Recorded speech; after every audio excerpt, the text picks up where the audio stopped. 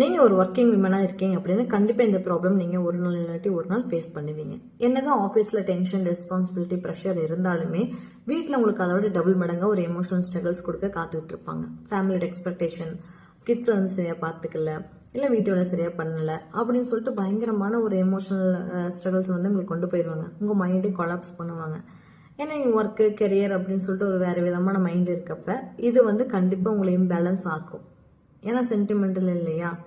அப்போது அந்த எமோஷன் உங்களை வந்து அட்டாக் பண்ணுச்சு அப்படின்னா நீங்கள் என்ன மாதிரி ஆவீங்கன்னா கில்ட் எடுத்துப்பீங்க. இது என்னோட தப்பு தானா, நான் சரியாக பார்த்துக்கல, நான் சரியாக பேலன்ஸ் பண்ணல அப்படின்னு உங்கள் மேலே எல்லா பிளேமையும் தூக்கி நீங்கள் போட்டுப்பீங்க. பட் தயவு செஞ்சு அப்படி பண்ணிடாதீங்க. அந்த மாதிரி ஒரு விஷயம் நடக்குதுன்னா நீங்கள் பிரேக் டவுன் ஆகிடாதீங்க. அந்த எமோஷன்ஸ் உங்கள் லைஃப்பை, உங்கள் டேவை ஃபுல்லாக வேஸ்ட் பண்ணும். எந்த ஒரு எமோஷன்ஸும் உங்கள் லைஃப்பை வேஸ்ட் பண்ணுறதுக்கு, அழிக்கிறதுக்கு நீங்கள் அலோவ் பண்ணிடாதீங்க. ஃபஸ்ட்டு உங்களை அதுலேருந்து சேஃப்கார்ட் பண்ணுங்கள். எல்லாம் தெரியுது, ஆனால் எப்படி சேவ் பண்ணுறேன்னு தெரியலையா?